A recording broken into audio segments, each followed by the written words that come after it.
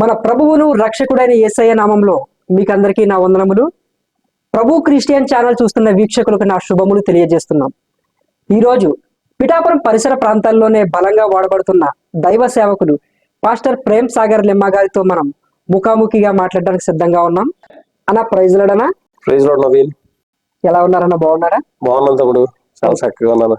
ఓకేనన్నా, మీ యొక్క సేవా పరిచయం కోసం మా యొక్క వీక్షకులకు కొంచెం తెలియజేయగలరా? తప్పకుండా నవీన్. ఓకేనన్నా, మీ యొక్క పూర్తి వివరములు తెలియజేయగలరా? తప్పకుండా నవీన్. నా పేరు ప్రేమ్ సాగర్ లిమ్మ. లిమ్మ అనేది మా యొక్క ఇంటి పేరు. మా నాన్నగారి పేరు bishop reverend doctor L Reuben గారు, రూబెన్ లిమ్మ గారు. మా అమ్మగారి పేరు జ్యోతి రూబెన్. వారిద్దరూ కూడా 1983 సంవత్సరంలో పిఠాపురంలో పరిచర్య ప్రారంభించారు అన్యుల మధ్య. ఇంచుమించు 40 సంవత్సరాలు పైబడుతుంది. మరి దేవుని కృపను బట్టి 5గురితో ప్రారంభించినటువంటి సంఘం ఈ రోజున 500కు పైగా మరి సంఘ బిడ్డలు ఉన్నారు. మరి ఎన్నో ఆత్మలను రక్షించడానికి దేవుడు కృప చూపించాడు. నేను వారికి ప్రథమ సంతానాన్ని. నా తర్వాత చెల్లి ఉంది. నాకు ఇప్పుడు నవంబర్ వస్తే 40 ఏళ్ళు వస్తాయి. చాలా మంది నన్ను చూసి ముసలాడు అనుకుంటారు, కానీ నేను ఇంకా చిన్నవాడినే. అయితే నా చెల్లికి పుట్టుక నుంచి 2 కాళ్ళు పనిచేయవు. తనకి మ్యూకోపోలిటిస్ యాక్రిటైసిస్ అని ఒక వ్యాధి ఉంది. నడు నుంచి కింద వరకు ఏ పార్ట్ సరిగా పనిచేయదు. యాక్చువల్గా అయితే డాక్టర్లు 25 సంవత్సరాలే ఆమె బతుకుతుంది అన్నారు, కానీ మరి దేవుని కృపను బట్టి ఇంకా ఆమె సజీవంగానే ఉంది. కాకపోతే మరి రకరకాల బలహీనతల వల్ల ఇబ్బంది పడుతూ ఉంది. నాకు ఒక్క భార్య, 2 పిల్లలు. నా భార్య పేరు ప్రశాంతి లిమ్మ. నా 2 పిల్లల పేరు, పెద్ద పాప పేరు రియా తారిక చార్మియన్, రెండో పాప పేరు జియా నిషిత వైలెట్. 2015 సంవత్సరం నుంచి పరిచర్యలోకి ఉండడం జరిగింది. మరి మా సంఘం పేరు పెనియలు ప్రార్థన సహవాసం. ఇప్పుడు మనం ఎక్కడైతే షూటింగ్ చేస్తున్నామో అది main church, Peniel church. So మాకు కత్తిరిగూడలో ఒక బ్రాంచ్ ఉంది, దాని పేరు అగాపే చర్చ్.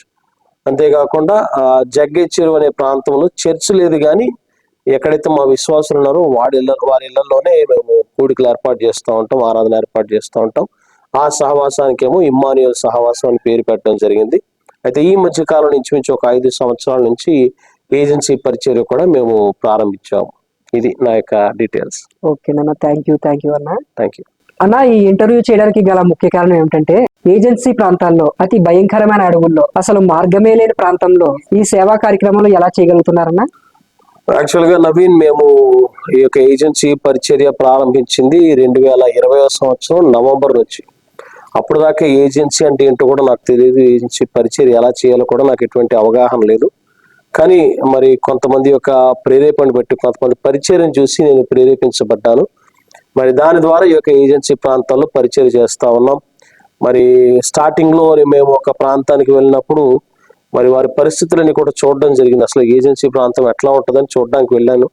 మరి వారు చాలా ఇబ్బందుల్లో ఉన్నారు. ముఖ్యంగా వారికి సరైనటువంటి మెడికేషన్ లేదు, సరైనటువంటి తిండి సదుపాయం లేదు, సరైనటువంటి ఏమంటారు వాటర్ ఫెసిలిటీ కానీ ఇవేమీ లేవు. చాలా ఇబ్బందుల్లో ఉన్నారు. అయితే వారికి సువార్తతో పాటు మరి ఇటువంటి సామాజికమైనటువంటి విషయాల్లో కూడా వారికి సేవలు అందించాలన్న ఆలోచన వారిని చూసిన తర్వాత నాకు వచ్చింది ఈ ఆలోచన. యాక్చువల్గా అయితే సువార్త చేయాలన్న ఉద్దేశంతోనే ఏజెన్సీ ప్రాంతాలకి వెళ్ళడం జరుగుతూ ఉంది.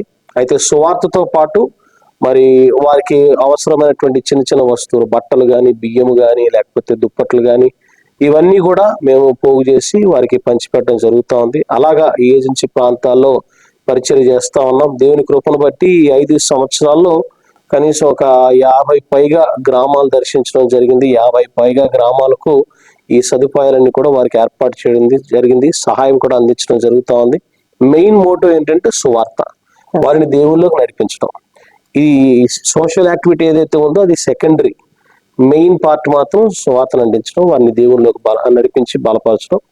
రెండవదిగా వారికి ఏమైనా అవసరతలు ఉంటే మా శక్తి కొలది మరి ఏదైనా సహాయం వారికి అందిస్తా ఉన్నాం. చాలా మంచి పని అన్న. థ్యాంక్ యూ సో మచ్ అన్న. ఈ సేవా కార్యక్రమాలు చేయడానికి మిమ్మల్ని ఇన్స్పైర్ చేసిన వ్యక్తులు ఎవరైనా ఉన్నారన్నా? ఉన్నారు నవీన్, చెప్పండి. మరి ఇటువంటి సేవా కార్యక్రమాలు, అంతేకాకుండా పరిచర్య, ముందుగా ఈ సేవా పరిచర్య, ఆ తర్వాత ఈ సేవా కార్యక్రమాలు, సామాజిక కార్యక్రమాలు ఏవైతే ఉన్నాయో వాటిని నేను కొంతమంది వ్యక్తుల ద్వారా ఇన్స్పైర్ అయ్యాను. నేను మొట్టమొదటి వ్యక్తి మా నాన్నగారు, బిషప్ రెవరెండ్ రూబెన్ గారు. నిజంగా నేను చిన్నప్పుడు వారు చేసే పరిచయం చూస్తూ పెరిగినటువంటి వారిని. అయితే ఆయన చాలా ధైర్యంగా, చాలా బోల్డ్గా దేవుని సువార్త చేసినటువంటి వ్యక్తి.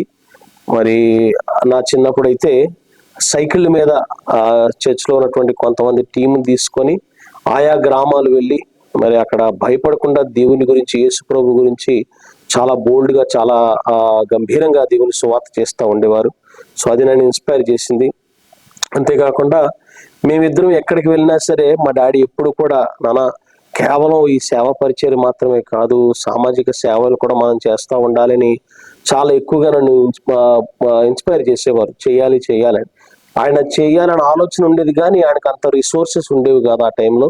కానీ దేవుని కృపను బట్టి నాకు ఇప్పుడు కాస్త కోస్త రిసోర్సెస్ ఉన్నాయి కాబట్టి వాటి ద్వారా ఆయన చేయాలనుకున్నటువంటి కార్యాలను నేను నా చేత దేవుడు చేపిస్తున్నాడు.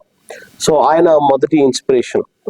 రెండవది ఏంటంటే మా ఆత్మీయ తల్లిగారు. నేను బెంగళూరులో చదువుకునేటప్పుడు మరి వైలెట్ అమ్మగారు అని ఒక అమ్మగారు, ఆమె దగ్గర నేను ఉండేవాడిని. వారి ఒక హాస్టల్లో నుండి సేవ చేసేటోడిని. ఆమె కూడా అద్భుతమైనటువంటి పరిచర్య చేసేవారు. ఆమె ఎక్కువగా మరి అనాథ పిల్లల్ని పోగు చేసి వారికి సేవ చేయడం, వారిని సొంత పిల్లల్లో చూసుకునేవారు ఆమె. అంతేకాకుండా మరి వృద్ధాప్రాయంలో ఉన్నటువంటి వారిని కూడా మరొక ఇంట్లో పెట్టుకొని ఆమె రెంట్ కట్టి, ఆమెకి ఫారిన్ సపోర్ట్ ఏమి ఉండేది కాదు. ఆమె యొక్క భర్త చేసేటటువంటి ఉద్యోగంలో వచ్చే జీతంతోనే ఆమె అటువంటి పనులు చేసేవారు. అంతేకాకుండా క్యాన్సర్ పేషెంట్స్ దగ్గర ఎక్కువ పనిచేసేవారు. సో నేను కళ్ళారా చూసినటువంటి సందర్భాలు ఎన్నో ఉన్నాయి. ఆమెతో పాటు పనిచేసినటువంటి సందర్భాలు ఉన్నాయి. ఆమెతో పనిచేసి నాకు కూడా మరి నేను కూడా అటువంటి పరిచయం చేయాలన్న ఆ యొక్క ఆలోచన నాకు వచ్చింది. సో ఆమె రెండవ ఇన్స్పిరేషన్. మూడవ ఇన్స్పిరేషన్, ఈ యొక్క సువార్త పరిచర్య మరి ఆయా ప్రాంతాల్లో అవుట్ రీచ్ క్యాంప్స్ పెట్టడానికి మరొక ఇన్స్పిరేషన్ ఏంటంటే సామర్లకోటలో ఉన్నటువంటి దైవజనులు పాస్టర్ ఆనంద్ గారు. మరి వారు నా చిన్నప్పుడు వారు కూడా ఆయా ప్రాంతాలు వెళ్ళి సౌండ్ సిస్టమ్ తీసుకొని వారికి ఉన్నటువంటి తలాంతులు ఉపయోగించుకొని స్వార్థ పరిచయం చేసేవారు. ఆయా ప్రాంతాల్లో, విలేజెస్ లో కావచ్చు, లేకపోతే ఏజెన్సీ ప్రాంతాల్లో కావచ్చు. సో అట్లా చేసేవారు. సో వారిని చూస్తూ నేను ఇన్స్పైర్ అయ్యాను.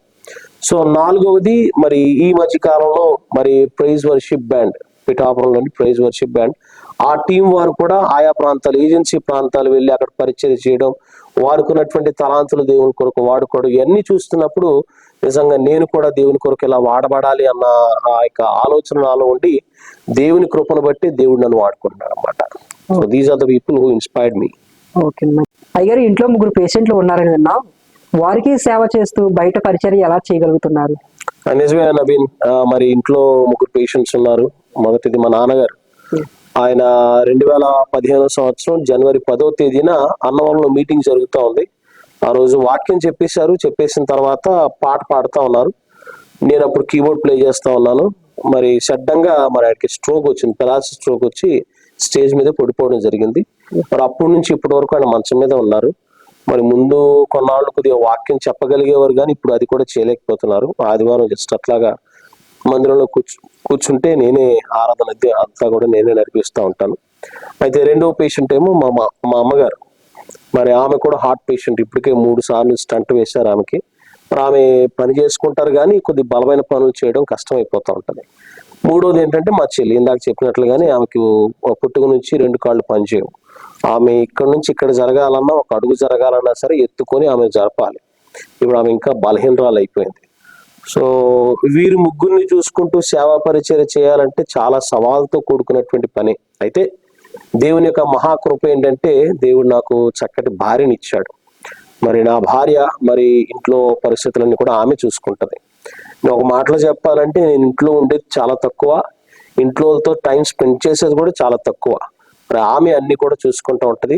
రెండవదిగా మా సంఘ యవన బిడ్డలు, వారు అందరూ కూడా మరి డాడీకి స్నానం చేయించడం కానీ, బట్టలు మార్చడం కానీ, ఒకవేళ మందిరానికి తీసుకురావడం కానీ, ఒక్కొక్కసారి లిఫ్ట్ పని చేయకపోతే మెట్ల మీద వాళ్ళు మోసుకొని తీసుకొస్తూ ఉంటారు మా డాడీని కానీ మా చెల్లిని కానీ. సో వీళ్ళందరూ కూడా సహకరిస్తున్నారు కాబట్టి నేను బయటికి వెళ్ళి సేవా పరిచర్య చేయగలుగుతున్నాను. ఒకవేళ వీరి సహకారం లేకపోతే ఆ పని కూడా నేను చేయడం కష్టమైపోయేది. కానీ దేవుని యొక్క కృపను బట్టి నా భార్య సహకరిస్తుంది, దేవుని యొక్క మహాకృపను బట్టి. సో తను అలాగే యవన బిడ్డలు మా సంఘం అందరూ కూడా సహకరిస్తూ ఉంటారు. అందుకనే ఈ పనులన్నీ కూడా సావకాశంగా చేయగలుగుతున్నాం అన్నమాట. అలా ఎంత భారంతో కూడుకున్న సేవా కార్యక్రమాలు చేయాలంటే చాలా ధనం ఖర్చు అవుతుంది. అవి మీరు ఎలా సమకూర్చుకోగలుగుతున్నారు? విదేశాల నుంచి ఏమన్నా సపోర్ట్ ఏమన్నా ఉంటుందన్నా? చాలా మంది చేసే ఈ సేవా కార్యక్రమాలు చూసి చాలా మందికి డౌట్ ఉంది. కేవలం మీకే కాదు, ఎందుకంటే ఈ పరిచర్య విషయాలన్నీ కూడా యూట్యూబ్ లో పెట్టడము, తర్వాత వాట్సాప్ స్టేటస్ లో పెట్టడము, ఇవన్నీ చూసి చాలా మంది ఏమనుకుంటున్నారంటే ఇది ఖచ్చితంగా ఫారిన్ నుంచి ఏదో ఫండ్ వస్తుందని చెప్పి అనుకుంటున్నారు. చివరికి మా సంఘంలో కూడా అలాగ ఆలోచించే వాళ్ళు ఉన్నారు పాపం. అయితే పాస్టర్ గారికి ఏదో వస్తుందన్నమాట, అందుకని ఇన్ని కార్యక్రమాలు చేయగలుగుతున్నారని. యాక్చువల్ గా చెప్పాలంటే మరి అందరి ముందు రివీల్ చేస్తున్నది ఏంటంటే, నాకు ఇప్పుడు వచ్చి ఏ ఫారిన్ ఫండింగ్ రాలేదు. నేను ఎవరికి ఏ ఫారిన్ కి లెటర్ రాయలేదు, ఏ ఫారిన్ నుంచి నాకు ఫండ్ రావట్లేదు. అయితే నేను ఒక మాట చెప్తాను, అదేంటంటే ఇలాంటి సేవా కార్యక్రమాలు చేయాలంటే ఫారిన్ ఫండింగే ఉండాల్సిన పని లేదు. మొట్టమొదటిది చేయాలన్న మనసు ఉండాలి. అందుకనే మన పెద్దవాళ్ళు అన్నారు, మనసుంటే మార్గవంతం అన్నారు. సో చెయ్యాలన్న మనసు ఉంటే దానితో పాటు దేవుని యొక్క అంగీకారం ఉండాలి. నేను ఎప్పుడు ఏ కార్యక్రమం చేసినా ఏదో ఆవేశంగా ఆలోచించేసి నిర్ణయం తీసేసుకుని ఎప్పుడు వెళ్ళిపోలేదు. ఖచ్చితంగా ఒక సేవకుడిగా, ఒక క్రైస్తవుడిగా నేను దేవుని యొక్క చిత్తం కోసం ఎదురు చూస్తాను.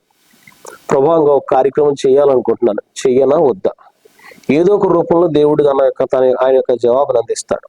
సో ఎప్పుడైతే దేవుని యొక్క ఆమోదం పొందుతానో మరి ఆటోమేటిక్ గా ఏదో రకంగా దేవుడే పరిస్థితులన్నీ కూడా సమకూరుస్తాడు. సో మేము ఎక్కువగా బియ్యం పంచి పెడతాము, బట్టలు పంచి పెడతాము, దుప్పట్లు పంచి పెడతాము, తర్వాత మెడికల్ సర్వీసెస్ ఏర్పాటు చేస్తాం. సో ఇవేవి కూడా మేము కొనం, మెడిసిన్స్ తప్పించి బియ్యం కానీ బట్టలు కానీ ఇవేవి కూడా మేము కొనం. మేమందరం కూడా మా సంఘ బిడ్డలు, అంతేకాకుండా మాకు పరిచయమైనటువంటి కొంతమంది మంచి మనసు కలిగినటువంటి వారందరూ కూడా బియ్యము బట్టలు ఇవన్నీ కూడా పోగు చేస్తే అవన్నీ కూడా ప్యాక్ చేసి వారికి ఇవ్వడం జరుగుతుంది. అంతేకాకుండా మరి కొంతమంది అయితే ధన రూపంలో కూడా సాయం చేస్తూ ఉంటారు. సో ఆ ధనాన్ని ట్రావెలింగ్ కొరకు, లేకపోతే మా యొక్క భోజనాల కొరకు, ఒకవేళ ఏమైనా కొనాలనుకుంటే అవన్నీ కూడా కొని మేము పట్టుకెళ్తా ఉంటాం. సో అందుకే నేను ఏమంటానంటే, ఒక పని చేయాలంటే ఫారిన్ ఫండింగ్ ఉండక్కర్లేదు. కొంతమంది ఏమంటారంటే ఫారిన్ నుంచి ఫండ్ వస్తే అప్పుడు చేస్తామంటారు. నేను నేర్చుకున్న సిద్ధాంతం, మా నాన్నగారు నాకు నేర్పించిన సిద్ధాంతం ఏంటంటే, ఏదో వచ్చిన తర్వాత చేయడం కాదు, ఏదో సాయం అందిన తర్వాత చేయడం కాదు. దేవుడు మనల్ని ప్రేరేపించినప్పుడు చేసుకుంటూ వెళ్ళిపోతా ఉంటే దేవుడే ఏదో రకంలో సాయం చేస్తాడు. అది నేను నేర్చుకున్నటువంటి సిద్ధాంతం. సో ఇంకొక మాటలో చెప్పాలంటే, నాకు ఫారిన్ ఫండింగ్ అంటూ ఒకవేళ ఉన్నది అంటే వాళ్ళు ఎవరంటే నా సంఘ బిడ్డలు, నన్ను ప్రేమించే నా మిత్రులు, నా శ్రేయోభిలాషులు, వాళ్ళే నా ఫారిన్ సపోర్ట్, అంతే. అలా ఇప్పటి వరకు ఎన్ని ఏజెన్సీ ప్రాంతాల్లో ఈ సేవా కార్యక్రమాలు చేపట్టగలిగారు? ఇక ముందు ఏ ఏ ప్రాంతాల్లో ఈ కార్యక్రమాలు చేయాలనుకుంటున్నారన్నా?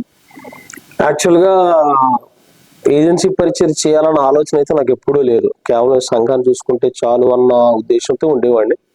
కానీ దేవుని యొక్క ప్రేరేపణను బట్టి, దేవుని యొక్క నడిపింపును బట్టి ఏజెన్సీ ప్రాంత పరిచయాలు ప్రారంభించడం జరిగింది. మరి 5 సంవత్సరాల్లో ఇంచుమించు 50 పైగా గ్రామాలు దర్శించడం జరిగింది. వారందరికీ ఏదో రకమైనటువంటి సహాయం అందిస్తూ వచ్చాం. అయితే ఈ సంవత్సరం ఈ వరదల వల్ల ఎన్ని ఏజెన్సీ ప్రాంతాలు అయితే దెబ్బతిన్నాయో, మొన్న ఒక ఊరు వెళ్ళాం, చట్టపల్లి అన్న ఊరు. ఆ వరద వల్ల కొండ చర్యలు విడిగి పడిపోతే సగం ఊరంతా కూడా తుడుచుకుపోయింది. సో అలాంటి ప్రాంతాలు దర్శిస్తూ ఉంటాము. సో ఈ సంవత్సరం వరదల వల్ల ఈ ఏజెన్సీ ప్రాంతాలు అయితే దెబ్బతిన్నాయో ఇంచుమించు 300 కుటుంబాల వరకు మేము సాయం అందించడం జరిగింది. బియ్యం పంచిపెట్టాము, తర్వాత బట్టలు పంచిపెట్టాము, దుప్పట్లు, తర్వాత స్టీల్ సామాన్లు కూడా. ఎప్పుడైతే మా సంఘంలో అనౌన్స్ చేశానో, మాకు తెలిసినటువంటి వారికి కూడా చెప్పడం జరిగిందో, నిజంగా దాతృత్వంగా వారందరూ కూడా వారి యొక్క సహకారాన్ని అందించారు. యాక్చువల్గా చెప్పాలంటే కొంతమంది వచ్చేటటువంటి రేషన్ బియ్యం ఏదైతే ఉందో దాన్ని అమ్ముకుంటారు, కొంతమంది ఆ డబ్బులు వాడుకుంటారు. అంతేకాకుండా ఇంట్లో కొంతమంది సామాన్లు దాచుకుంటారు, స్టీల్ సామాన్లు పాత పడిపోయి, టైం వచ్చినప్పుడు అమ్ముకుంటే దానికి ఉపయోగపడుతుంది కదా డబ్బులు అని చెప్పి అనుకుంటారు. కానీ నా సంఘ బిడ్డలు కానీ, నా శ్రేయోభిలాషులు కానీ, వీరందరూ కూడా మరి డబ్బుల గురించి ఆలోచించకుండా వారు దాతృత్వంగా వారి యొక్క సహకారాన్ని అందించారు. బియ్యం ఈసారి అయితే చట్టపల్లి అన్న ఊర్లో ఇంచుమించు 37 కుటుంబాలు ఉంటాయి. ఒక్కొక్క కుటుంబానికి 32 కేజీల చొప్పున బియ్యం ఇచ్చాం. తర్వాత ఒక 25 కేజీల మూటకు సరిపడే బట్టలు ఇచ్చాము. తర్వాత స్టీల్ సామాన్, ప్లేట్లు, గ్లాసులు, గిన్నెలు ఇవన్నీ కూడా ఇవ్వడం జరిగింది. అంతేకాకుండా మరి దుప్పట్లు కూడా పంచిపెట్టాం, ఫ్రూట్స్ కూడా పంచిపెట్టాం. సో ఈ కార్యక్రమాలన్నీ కూడా చేయడం జరిగింది. అంతేకాకుండా మరి మేము వెళ్ళే ప్రాంతాలు ఏవైతే ఉన్నాయో మరి రూట్ సరిగ్గా ఉండదు. కొన్ని ప్రాంతాల్లో అయితే కనీసం సైకిల్ కూడా వెళ్దాం, నడుచుకునే వెళ్ళాలి. మేము లాస్ట్ ఇయర్ నా పెళ్లి రోజు నవంబర్ 7వ తారీఖు నా పెళ్లి రోజు నాడు ఇచ్చలూరు అనే ఊరు వెళ్ళాం. రంపచోడవరం మారేడుమిల్లి దాటిన తర్వాత అడవి లోపలికి ఒక ఊరు. ఆ ఊరు చేరుకోవాలంటే 5 కొండలు ఎక్కి దిగాల, తర్వాత 15 వాగులు దాటుకొని వెళ్ళాలి. సో ఆ రోజు మేము ఆ ప్రాంతానికి వెళ్ళి వచ్చేసరికి మా ఒళ్ళంతా ఓనం అయిపోయింది. ఇంచుమించు 4 రోజులు సరిగ్గా నడలేకపోయాం మేము. కానీ ఆ ప్రాంతాలకు కూడా వెళ్ళి ఈ యొక్క దుప్పట్లు ఇవన్నీ కూడా పంచిపెట్టి సువార్త చేసి రావడం జరిగింది.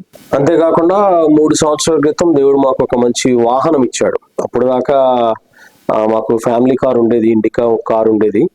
అయితే బాగా చాలా సంవత్సరాలు అయిపోయింది, అది ఇంకా పాడైపోయింది అని చెప్పి అమ్మేశాం. సో ఇంటి కోసం ఏదైనా తీసుకుందాము అని చెప్పి అనుకున్నాం.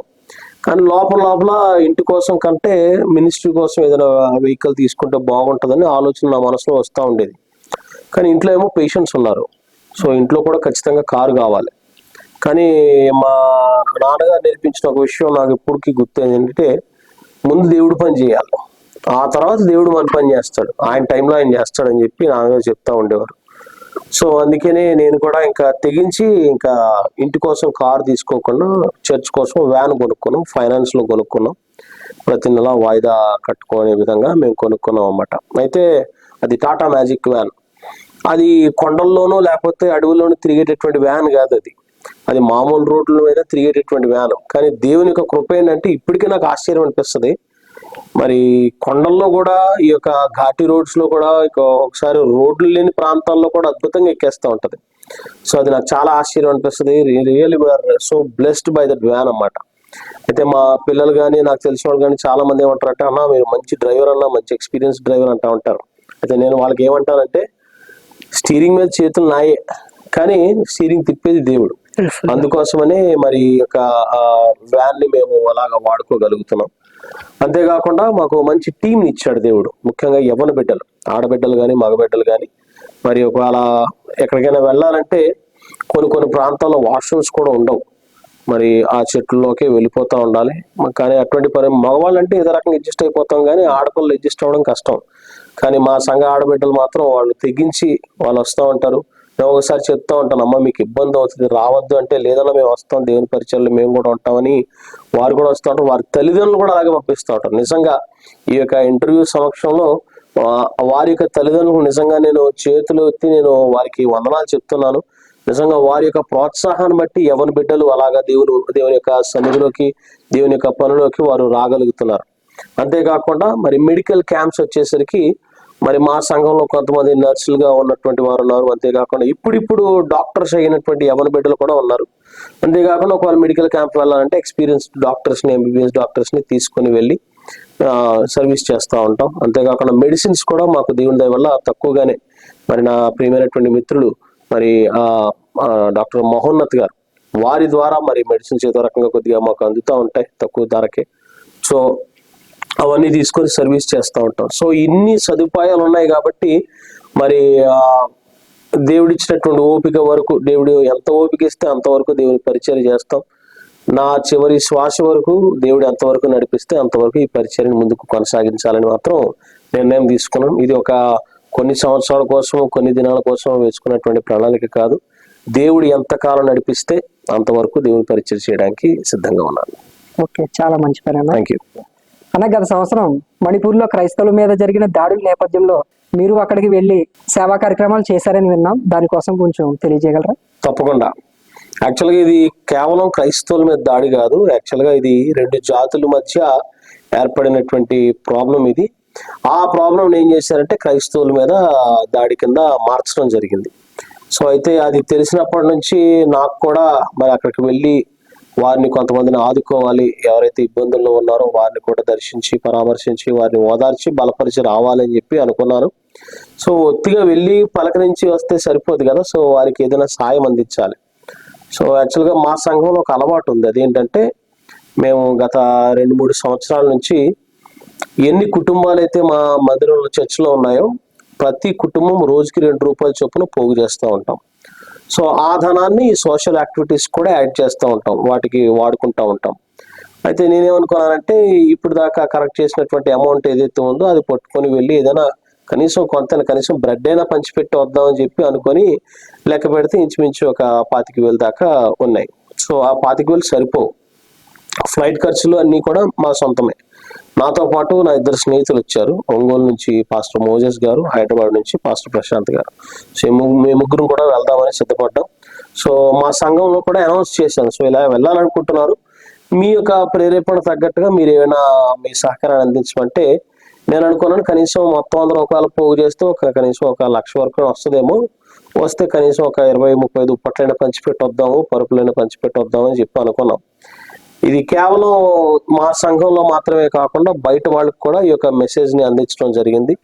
మరి అద్భుత రీతిగా కనీసం 1,00,000 పట్టుకొని వెళ్దాం అనుకున్నాను, కానీ దేవుని మహాకృపను బట్టి 8 లక్షలు ఖర్చు చేయడానికి దేవుడు కృపనిచ్చాడు.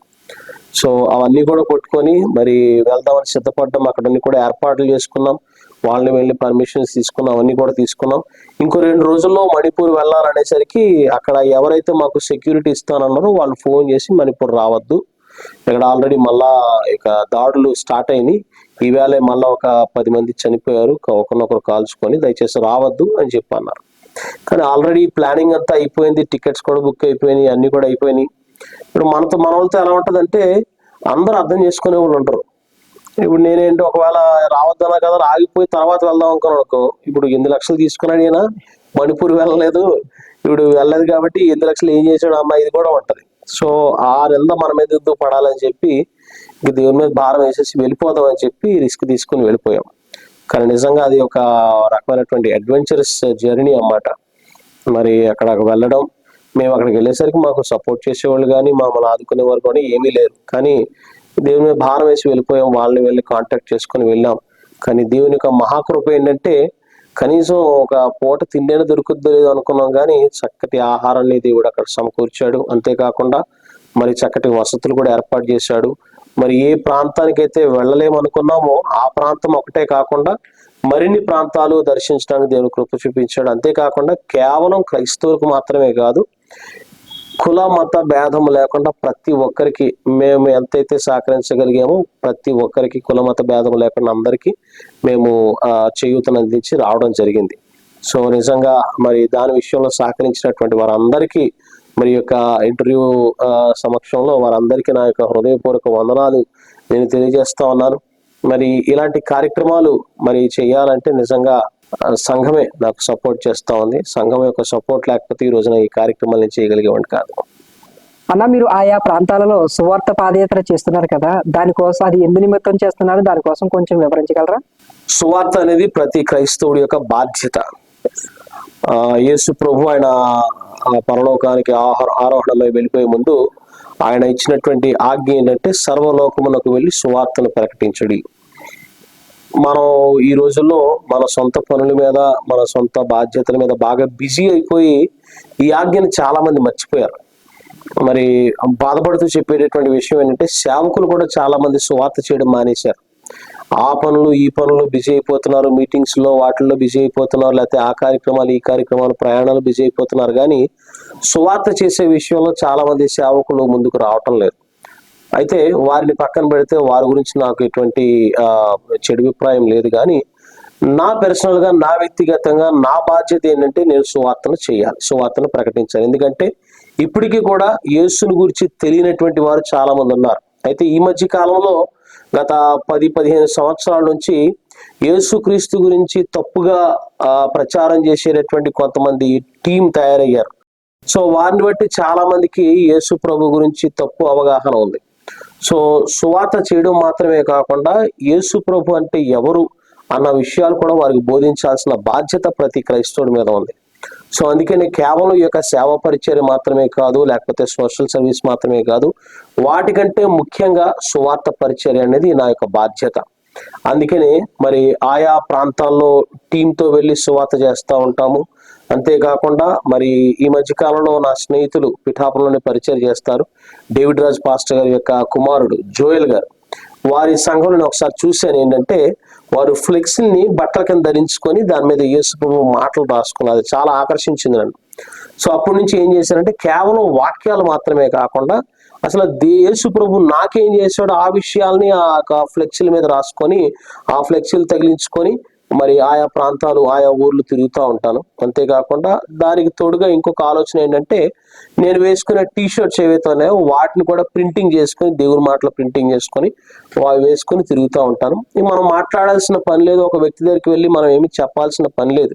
మనం నడుచుకుంటూ పోతా ఉంటే వాళ్ళే చదువుకుంటూ ఉంటారు. నచ్చిన వాళ్ళు చదువుతారు, నచ్చిన వాళ్ళు మానేస్తారు. ఒకవేళ నచ్చిన వాళ్ళు ఎవరన్నా ఉంటే మనల్ని ఏదో అంటూ ఉంటారు. నేను నడిచినప్పుడు అయితే మధ్య మధ్యలో నా మీద, నా యొక్క మాటల మీద ఊసిన వాళ్ళు కొంతమంది ఉన్నారు, నన్ను తిట్టిన వాళ్ళు ఉన్నారు, నన్ను బూతులు తిట్టిన వాళ్ళు ఉన్నారు. ఏదైనా పర్వాలేదు, ఎందుకంటే ఒక మంచి పని చేసేటప్పుడు నచ్చనోడు ఏవేవో అంటాడు, కానీ మరి శత్రువుని కూడా గౌరవించుకున్నాడు దేవుడు. కాబట్టి ఎంతమంది ఒకవేళ తిట్టినా, కొట్టినా, ఏం చేసినా సరే మనం తల వంచుకొని దేవుని పరిచయం చేయాలి. సో ఇప్పటికీ నేను కాకినాడ చాలా ప్రాంతాలు తిరిగాను, సామర్లకోట తిరిగాను, పెద్దాపురం తిరిగాను, తర్వాత అనకాపల్లి వెళ్ళాను, తర్వాత చిత్రాడ తిరిగాను, తిమ్మాపురం తిరిగాను, ఇంకా చాలా ప్రాంతాలు అలాగ నడుచుకుంటూ మరి ఇంచుమించు ఒక 150 కిలోమీటర్లు పాదయాత్ర చేయడం జరిగింది. మరి నిజంగా చక్కటి స్పందన లభిస్తూ ఉంది. మరి చాలా మంది క్రైస్తవులు అయితే ఇది బాగుందండి, మాకు ఇన్స్పిరేషన్ గా ఉందని చెప్పి వారు చెప్పడం జరిగింది. అంతేకాకుండా చాలా మంది చదువుకొని కొంతమంది ప్రశ్నలు కూడా అడుగుతూ ఉంటారు, ఏంటండి మీరు రాసుకున్న దాని యొక్క భావం ఏంటి అని చెప్పి అడుగుతూ ఉంటే ఆ రకంగా వారికి సువార్తను అందించడం అన్ని కూడా చేస్తూ ఉంటాను. సో ఇది నాకు చాలా సాటిస్ఫాక్షన్ అనిపిస్తూ ఉంటది. చేసే కొద్దీ ఈ పని మీద నాకు కసి పెరుగుతూ ఉంటది. అంతేకాకుండా ఇది ఒక ప్యాషన్ అయిపోయింది నాకు సువార్త చేయడం అనేది. మరి అలాగా సువార్త చేస్తూ ఉంటాం. కేవలం నేను పర్సనల్ గా మాత్రమే కాకుండా సంఘ బిడ్డలు కూడా తీసుకొని వెళ్ళి ఆయా ప్రాంతాలు సువార్త చేస్తూ ఉంటాం అన్నమాట. అలా ఈ మధ్య ఏజెన్సీ ప్రాంతంలో ఒక గ్రామాన్ని దత్తత తీసుకున్నారంట కదా, దానికోసం కొంచెం వివరించగలరా? తప్పకుండా. యాక్చువల్ గా ఈ గ్రామాన్ని దత్తత తీసుకోవాలన్న ఆలోచన కూడా నాకు ఎప్పుడూ లేదు. ఎందుకంటే దత్తత తీసుకొని ఆ గ్రామాల్ని అంతగా పోషించే అంత స్తోమత మాకైతే లేదు. మేమేం కోటీశ్వరులు ఏమి కాదు. మేము జస్ట్ ఒక మిడిల్ క్లాస్ ఫ్యామిలీకి చెందినటువంటి వారమే. అయితే నేను ఏ పని చేసినా ఖచ్చితంగా దేవుని యొక్క చిత్తాన్ని కోరుతాను. మరి ఇది చెయ్యాలనుకుంటున్నాను, చెయ్యినా వద్దా అని దేవుడిని అడుగుతాను. దేవుడు ఏదో రకంగా తన యొక్క జవాబును అందిస్తారు. ఆ రీతిగా నేను ముందుకెళ్తాను. సో ఏజెన్సీ పరిచర్యలు ప్రారంభించినప్పటి నుంచి నాకు ఒక ఆలోచన ఏంటంటే ఏదో ఒక గ్రామాన్ని పెర్మనెంట్ గా మరి స్టాండర్డ్ గా ఉండి దానికి సాయం చేయాలి అని ఆలోచన ఉండేది. సో అప్పటి నుంచి దేవుడిని అడుగుతా ఉన్నాను, ప్రభు ఏదో ఒక గ్రామాన్ని మాకు చూపించు, ఆ గ్రామాన్ని మేము తప్పకుండా ఆదుకోవాలి అని చెప్పి దేవుడిని అడిగినప్పుడు ఈ సంవత్సరమే మేము గిరిజనపురం అని ఒక గ్రామం, అది ప్రతిపాడు మండలంలో లోపలికి ఉంటది, ఒక కొండ మీద ఉంటది ఆ ఊరు. ఆ ఊర్లో 12 కుటుంబాలు మాత్రమే ఉంటాయి. సో ఆ గ్రామం గురించి తెలిసినప్పుడు నేను వెళ్ళి చూడడం జరిగింది. అది కూడా జస్ట్ సువార్త పని మీదే వెళ్ళాం. అయితే వారి పరిస్థితి చూసిన తర్వాత నాకేమనిపించిందంటే వీరికి ఒక పర్మనెంట్ సొల్యూషన్ కావాలి, ఒక సహాయం కావాలనిపించింది. ఎందుకంటే ఇప్పుడు దాకా ఎన్ని గ్రామాలు అయితే తిరిగామో దానికి పూర్తి డిఫరెంట్ ఈ గ్రామం. ఎందుకంటే ఏజెన్సీ ప్రాంతాలు చాలా వరకు కొంతమంది ఏదో రకంగా డెవలప్ అయిన వాడు ఉన్నట్టే ఏమంటారు లోక జ్ఞానం తెలిసినటువంటి వారు ఉన్నారు. కానీ ఈ గ్రామ ప్రజలు కొద్దిగా వెనుకబడి ఉన్నారు.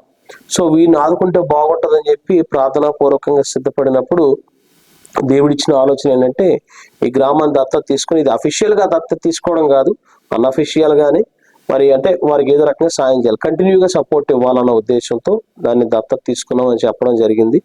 సో మా సంఘము అంటే కేవలం నేనుగా తీసుకుంటా దత్తత, మా సంఘము మొత్తం కలిపి ఈ యొక్క గ్రామాన్ని దత్తత తీసుకున్నారు. సో వీరికి వాటర్ ఫెసిలిటీ సరిగ్గా లేదు. వాటర్ సరిగ్గా బాగోక చాలా మంది యవన బిడ్డలు కూడా లంగ్స్ పాడైపోయి చాలా ఇబ్బందుల్లో ఉన్నారు. ఆల్రెడీ చాలా మంది చనిపోయారు కూడా, మొన్న కూడా ఒక వ్యక్తి చనిపోయాడు. సో అంతేకాకుండా వీరికి సరైనటువంటి రోడ్ ఫెసిలిటీ లేదు, తర్వాత వీరికి స్థలాలు లేవు, వీరికి సరైనటువంటి ఏ ఆధారం లేదు. సో వీళ్ళకి ఎవరిని అప్రోచ్ అవ్వాలి, ఎవరి సాయం కోరాలనేది కూడా వారికి తెలియదు. సో అందుకని గత కొన్ని నెలల నుంచి వీరికి దత్తత తీసుకొని వీరి దగ్గరికి వెళ్ళి వారికి ఏం కావాలో అన్ని కూడా చేయడం జరిగింది. అంతేకాకుండా బాలేనటువంటి వారిని నేనే వ్యాన్ వేసుకొని వెళ్ళి ఆ కొండ దగ్గరికి వెళ్ళి వాళ్ళని ఎక్కించుకొని పిఠాపురం తీసుకొచ్చి మహోన్నత్ గారి దగ్గర ట్రీట్మెంట్ చేయించాం. మరి ఆయన అయితే ఫ్రీగానే చేస్తారు వాళ్ళకి. మరి ట్రీట్మెంట్ చేయించి మళ్ళీ మందులు అయితే మేమే కొంటాం మా డబ్బులతోని. సో మళ్ళీ అక్కడ దిగబెట్టడం ఇవన్నీ కూడా చేస్తూ ఉంటాం. సో రెండు వారాలకు ఒకసారి అక్కడికి వెళ్ళి వారిని దేవుళ్ళు బలపరచడం, ఈ కార్యక్రమాలన్నీ కూడా చేస్తూ ఉంటాం. సో ఇది ఆ గిరిజనపురం సంబంధించినటువంటి విషయాలు. ఓకే అన్న, thank you very much. Thank you అన్న. ఇప్పటి వరకు మీ ద్వారా క్రీస్తులోకి ఎంతమందిని నడిపించగలిగారు? క్రీస్తులోకి నడిపించడం అంటే యాక్చువల్ గా నేను సేవలోకి వచ్చిన తర్వాత నా చేతుల మీదుగా ఇంచుమించు 100 మంది వరకు 100 లోపులోనే వారికి బాప్తిస్మం ఇవ్వడం జరిగింది. అయితే నడిపించడం విషయం వచ్చేసరికి నేను నడిపించడం అనే కన్నా నేను ఇన్స్పైర్ చేయగలిగానని చెప్తాను నేను. ఎందుకంటే నడిపించడం వేరు, ఇన్స్పైర్ చేయడం వేరు. ఇప్పుడు బలవంతంగా ఎవరిని దేవుళ్ళలోకి నడిపించలేము మనం. ఇప్పుడు చాలా మందికి స్వార్థ చెప్తాము, దేవుని గురించి చెప్తాము, దేవుని మాటలు చెప్తాము, కానీ వారు దేవుల్లో స్థిరపడుతున్నారా లేదా అనేది మనకు తెలియదు. సో దేవుడు కూడా ఏమన్నాడంటే, మనం బోధించడం కంటే మన కార్యాలు చేయడం వల్ల మన జీవితం ద్వారా ఎంతోమందిని దేవుడు నడిపించగలుగుతాం. అంతేకాకుండా ఒక సేవకుడు అన్నాడు, ప్రాక్టీస్ వాట్ యు ప్రీచ్ అన్నాడు. అంటే మనం ఏదైతే బోధిస్తామో దాన్ని క్రియల్లో చేయాలి. సో నేను దాన్ని అనుసరిస్తాను. నేను బోధించడం కంటే నా జీవితంలో నేను బోధించినటువంటి విషయాల్ని నేను చూపించడానికి ఇష్టపడతాను. ఎందుకంటే అవే వారిని ఇన్స్పైర్ చేస్తూ ఉంటాయి. మరి ఈ రోజున ఈ పరిచయం చేస్తూ ఉంటే, సువాత పాదయాత్ర చేస్తూ ఉంటే చాలా మంది మరి వారందరూ కూడా ఎప్రిషియేట్ చేయడం, మాకు కూడా అలా చెయ్యాలని ఉందంటారు. మా పిల్లలు కూడా యవన బిడ్డలు, మరి అందరూ కూడా అన్ని కుటుంబాల నుంచి వచ్చినటువంటి వారే. వారు సువార్త చేయాలంటే కొద్దిగా వెనుకాడుతూ ఉంటారు. కానీ ఎప్పుడైతే ఈ పనులని చేస్తా ఉన్నామో వారు కూడా ఇన్స్పైర్ అయ్యి వారి తల్లిదండ్రులు వద్దన్నా సరే కొంతమంది వారు ఈ యొక్క ఫ్లెక్సీలు వేసుకోవడము, సువార్త పాటలు పాడడం ఇవన్నీ కూడా చేస్తూ ఉంటారు. సో నేను చాలా మంది ఇన్స్పైర్ చేయగలిగాను అని నేను చెప్పగలుగుతాను. అంతేకాకుండా ఈ యొక్క వేదిక ద్వారా చాలా మంది క్రైస్తవులు నేను చెప్పాల్సినటువంటి మాట ఏంటంటే, మీరు వాక్యాలు చెప్పడం కంటే, బోధించడం కంటే మన జీవితం ద్వారా దేవునిలోకి ఎదుటి వ్యక్తిని నడిపించగలడం అది చాలా గొప్ప. మరి ఎవరు చెప్పారో ఈ మాట తెలియదు, కానీ బైబిల్లో 4 సువార్తలు ఉన్నాయి, కానీ 5వ సువార్త మనం ఉండాలట. మన జీవితమే 5వ సువార్తగా ఉండాలి. సో ఈ రకంగా చాలా మందిని ఇన్స్పైర్ చేయగలుగుతున్నాడు. సేవకులు కూడా చాలా మంది, యవ్వన సేవకులు కొంతమంది నన్ను చూసి, అన్న మీకులాగే చేయాలనుంది, మీతో పాటు తిరగాలనుంది, మీ దగ్గర నేర్చుకోవాలనుంది అని చెప్తున్నప్పుడు నాకు అనిపిస్తాను, ఇన్స్పైర్ చేయగలుగుతున్నాను అన్నమాట అనిపిస్తూ ఉంటది. రక్షణలోకి నడిపించడం ఎంతమంది నడిపించాలో నాకు తెలియదు, కానీ ఇన్స్పైర్ మాత్రం చేయగలుగుతున్నాను చాలా మందిని. థ్యాంక్ యూ అన్న. Thank you. చాలా సంతోషం తమ్ముడు. మరి ఇప్పుడు దాకా మరి మంచి మంచి ప్రశ్నలు అడిగావు. అయితే నాకు కూడా ఒక ప్రశ్న వేయాలని ఉంది. అదేంటంటే, మరి ఎంతమంది సేవకులు ఉన్నా సరే నన్నే ఇంటర్వ్యూ చేయాలని మీ ఛానల్కి ఎందుకు అనిపించిందో అది కూడా నాకు తెలియజేస్తే బాగుంటుంది అనుకుంటున్నాను. మరి చాలా మంచి ప్రశ్న వేశారన్న. ఈ ప్రభు క్రిస్టియన్ ఛానల్ అనేది మనకు పిఠాపురం నియోజకవర్గంలో దీని అధినేత అయిన సూర్యరాజు గారు పాస్టర్స్ అందరి కోసం ఈ యొక్క ఛానల్ ప్రారంభించారన్న. అయితే ఈ ఛానల్ ముఖ్య ఉద్దేశం ఏమిటంటే, మెసేజెస్ అంటే దైవ సేవకులు చెప్పే ప్రతి వాక్యం ప్రజలకు వెళ్ళాలని. రెండోది దైవ సేవకులు చేసే పరిచర్యలు, అంటే మీకులాంటి సేవలు అవి చేసి చాలా మందికి తెలియకుండా ఉంటారు కదా, దానికోసం. మూడోది సాక్ష్యాలు, అద్భుతమైన సాక్ష్యాలు ఉంటాయి కదా, దాని కొరకు. అయితే ఏంటంటే, ఇప్పుడు మీ యొక్క ఇంటర్వ్యూని తీసుకోవడానికి గల కారణం, ఇప్పుడు చాలా మంది దైవ సేవకులు ఉన్నారన్న, చాలా సేవా పరిచర్యలు చేస్తున్నారు, కానీ అది అక్కడికి మాత్రమే పరిమితం అవుతుంది. అంటే ఇప్పుడు మీరు చేసే సేవ నలుగురు చూస్తేనే కదన్నా మళ్ళీ వేరే వాళ్ళు కూడా మిమ్మల్ని చూసి ఇన్స్పైర్ అయ్యి వారు కూడా సేవ చేయడానికి ముందుకు వస్తారనే ఉద్దేశంతో మేము ఈ యొక్క ఇంటర్వ్యూని స్థాపించాం. చాలా సంతోషం నవీన్. నిజంగానే అంటే యాక్చువల్గా దేవుని వాక్యం ఏం చెప్తుందంటే, కుడి చేత్తో చేసిన దాన్ని ఎడం చేత్తో కూడా తెలియకూడదు అని చెప్పి అంటుంది. కానీ ఈ రోజుల్లో పాస్టర్ల మీద భయంకరమైనటువంటి మచ్చలు పడతా ఉన్నాయి. అఫ్ కోర్స్ ప్రతి రంగంలోనూ మోసాలు ఉన్నాయి, అక్రమాలు ఉన్నాయి. అలాగని చెప్పి అందరూ మోసగాళ్ళు కాదు. నిజాయితీగా సేవ చేసేటోళ్ళు, నిజాయితీగా భక్తి చేసేటోళ్ళు కూడా ఉన్నారు. అటు హిందువుల్లో కావచ్చు, ముస్లింలో కావచ్చు, క్రైస్తవుల్లో కావచ్చు.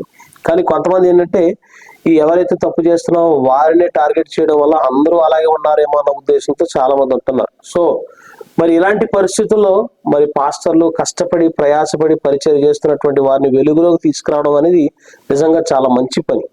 దానివల్ల ఏమవుతుందంటే, పాస్టర్లో కూడా మంచి చేసే వాళ్ళు ఉన్నారు, నిజాయితీ పరులు ఉన్నారు అన్న ఆలోచన కూడా చాలా మందికి ఉంటది. అంతేకాకుండా చాలా మంది ఏమనుకుంటారంటే, పాస్టర్లు అనేసరికి వారికి ఫండింగ్ వస్తుంది, వారికి ఫండ్ వస్తుంది కాబట్టి చేస్తున్నారు అన్న ఆ యొక్క ప్రలోభంలో చాలా మంది ఉంటారు. సో ఇలాంటి చేయడం వల్ల ఏమవుతుందంటే, వాళ్ళు కూడా కష్టపడుతున్నారు, వాళ్ళు కూడా వారి సొంత ఖర్చులతో పనిచేస్తున్నారు అన్న సంగతి కూడా బయట వారికి తెలుస్తుంది, తెలియాలి కూడా. చాలా సంతోషం. మరి ఈ యొక్క మంచి ఉద్దేశంతో ఈ యొక్క ఛానల్ని మీరు ముందుకు నడిపిస్తూ ఉన్నారు. మీ ఛానల్ ఇంకా దేవుడు దీవించిన గాక, ఇంకా శాఖోపశాఖలుగా ఈ యొక్క ఛానల్ విస్తరింపజేసి కేవలం పిఠాపురంకి మాత్రమే కాదు, ప్రపంచ వ్యాప్తంగా ఈ యొక్క ఛానల్ ని దేవుడు అభివృద్ధి చేయాలని మనసారి నేను ఆశిస్తాను. God bless you. Thank you very much అన్న. అలా చివరిగా చిన్న ప్రార్థన చేసి ఈ కార్యక్రమం ముగించుకుందాం అన్న. తప్పకుండా ప్రార్థన చేసుకుందాం. సకలాశీర్వాదాలకు కారణభూతులైన మా ప్రియ పరలోక తండ్రి, మీ పవిత్రమైన నామమునకు వందనాలు చెల్లిస్తున్నాం ప్రభా. తండ్రి, అల్పులము అయోగ్యమైనటువంటి మా ద్వారా నువ్వు జరిగిస్తున్నటువంటి ప్రతి కార్యమును ప్రభా ప్రతి ఒక్కరూ తెలుసుకోవడానికి ప్రభా నువ్వు ఈ యొక్క ఛానల్ని, ప్రభు క్రిస్టియన్ ఛానల్ని మాధ్యమంగా నువ్వు పెట్టిన విధానం బట్టి నీకు స్తోత్రాలు చెల్లిస్తున్నాం. ప్రభా ఈ యొక్క ఇంటర్వ్యూ ఎంతో మందికి ప్రభా ఆశీర్వాదకరంగా దీవెనకరంగా ఉండటకు సహాయం చేయండి. మేము చేసే కార్యక్రమాల వల్ల ప్రభా మాకు కాదు గొప్పతనం, నీకు మహిమ రావాలి ప్రభా. ఎంతో మంది ప్రభా ఇన్స్పైర్ అయ్యి ప్రభా వారు కూడా నీ సేవలో ముందుకు వెళ్ళాలి. అందుని బట్టి నీకు వందనాలు చెల్లిస్తున్నాం. ఈ యొక్క టీం అంతటిని మీ చేతులు అప్పగించుకుంటున్నా, దీవించి బలపరచండి. ఈ యొక్క న్యూస్ ఛానల్ కూడా ప్రభా ఎంతో మందికి ఆశీర్వాదకరంగా ఉండటకు సహాయం చేస్తారు నమ్మచ్చు. యేసు నామమున ప్రార్థిస్తున్నాం తండ్రి, ఆమేన్. ప్రైజ్ లార్డ్ అన్న. ప్రైజ్ లార్డ్ తండ్రి. చూశారు కదా, ఇంతవరకు దైవ సేవకులు ప్రేమ్ సాగర్ లెమ్మ గారితో మనం ముఖాముఖిగా మాట్లాడడం జరిగింది. ఆయన చేసిన సేవా కార్యక్రమాలు మీకు అందరికీ తెలియజేయడం జరిగింది. దీని ద్వారా మీరు అందరూ ఆయన చూసి ఇన్స్పైర్ అవ్వాలని కోరుకుంటూ మరొక ఎపిసోడ్లో మరొక దైవ సేవకునితో మళ్ళీ కలుద్దాం. అంతవరకు ప్రభు క్రిస్టియన్ ఛానల్ వీక్షకులకు నా వందనములు.